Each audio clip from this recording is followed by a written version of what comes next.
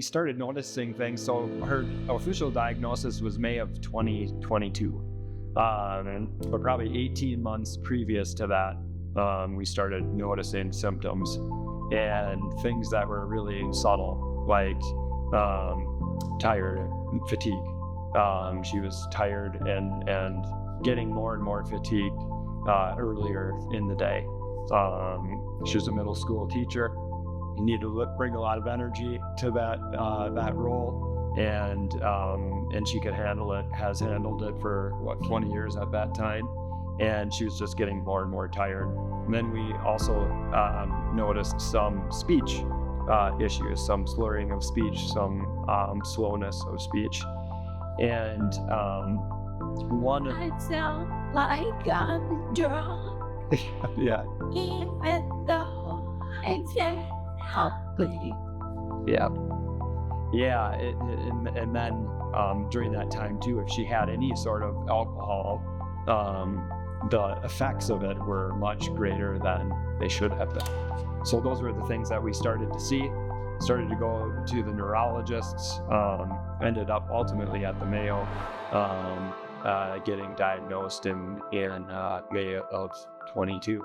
And I guess the kind of the cornerstone event was she was speaking with a colleague at work, and that colleague called her back later in the day and said, "Hey Kelly, I just wanted to check in with you. You were slurring your speech, and you just really didn't seem like you were yourself that day." And she didn't have much recollection of that conversation at all, and that was really kind of the catalyst that said to us, "Hey, we've got to go and get this figured out." And so we did that, and that kind of started the neurological journey. And saw a bunch of neurologists in our primary care system at home, and then ultimately got to the Mayo, and that was where the diagnosis happened. And bad. Sad. Yeah. We were sad. I think it's mixed emotions, right? Because when you don't know, you don't have anything, you can't do anything. Like we couldn't. Everybody, all the experts were telling us we don't know. We'll keep trying. We know there is something wrong. We just don't know what it is. That was really frustrating. That limbo land was really frustrating because you don't have a plan of action, and yet there's just a big question mark still. So I think the diagnosis at least helps focus you on what the it is, and you can understand it a little bit better. And then you get included in groups like this and conferences like this and in a community like this. And you go from, all of those question marks to now we've got a community, we've got some real stuff and some real information to start to work with. And that part of it is helpful.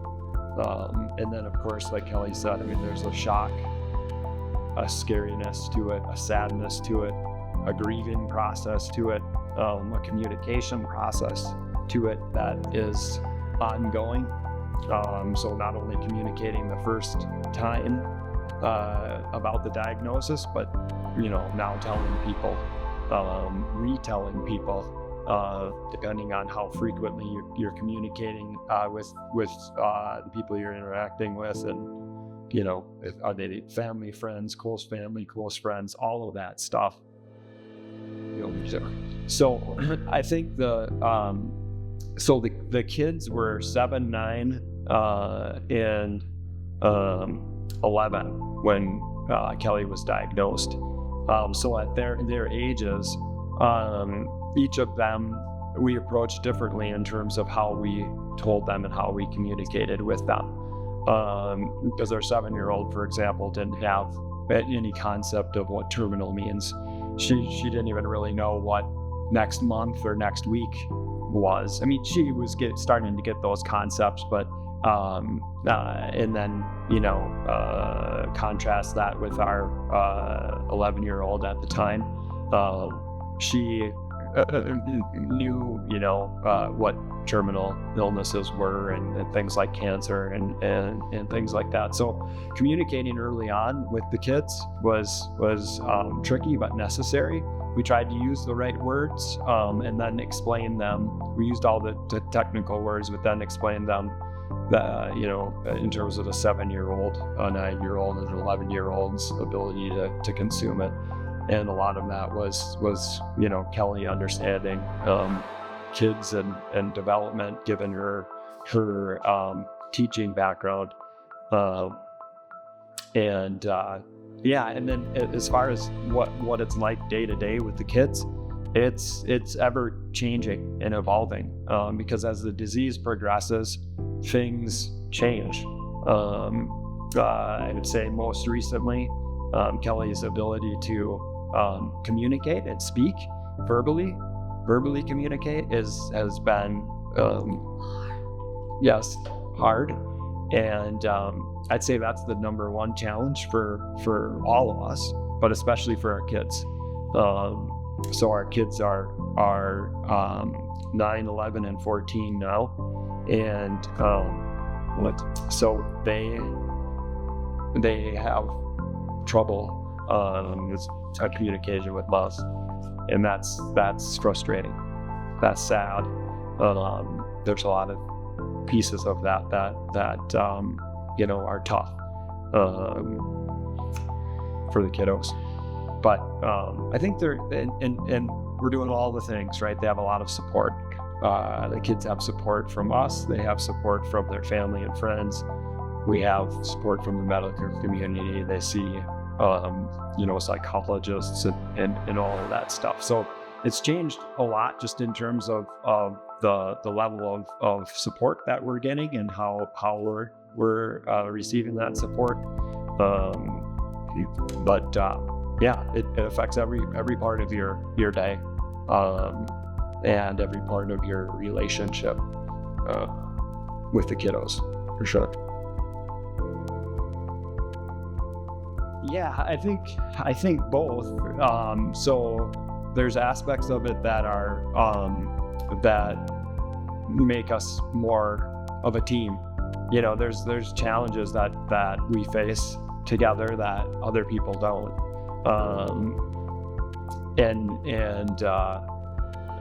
So from that point, it's solid. I think there's pieces of the relationships that just change too, that you don't have anymore. Like Kelly and I can't have really long, in-depth conversations just because of the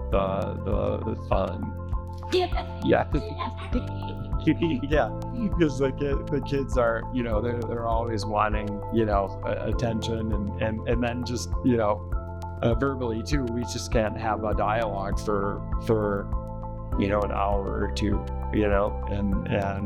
but there's I think you get stronger by letting others in and getting more help. And from that perspective, like all of us individually and collectively definitely know how to progress through the NPC journey better. Especially, there was so many questions at the beginning, and now there's more direction, and there's more people that we can look to for that direction, more people that we brought into the support circle. So I think that's been really positive. What else?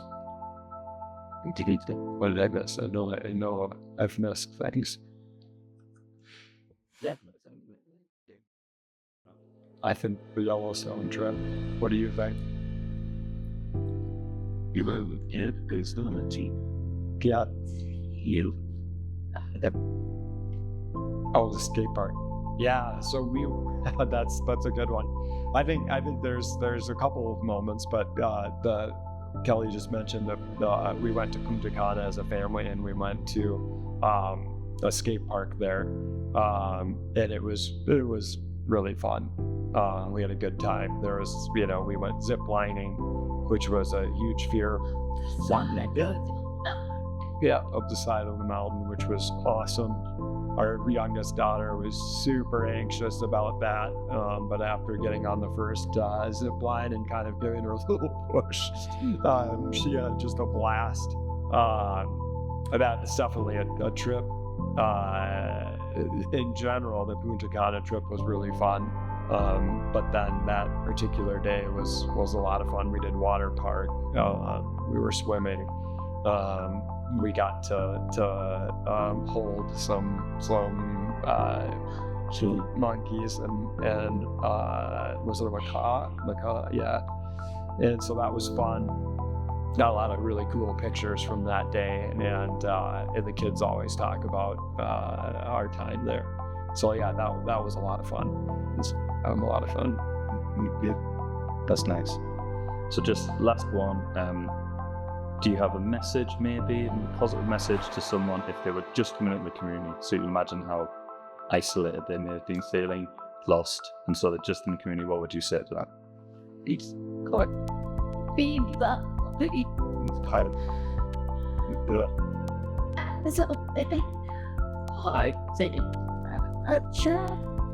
Peace. Yeah. Both is. So all it is. Solomon. what is her saying? I think she says, "Be the light you want to see in the world." Well, yeah, and I would say,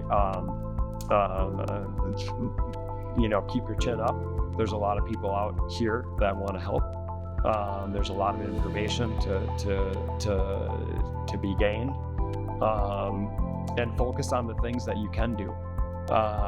Don't focus on the things that are going away or that are difficult.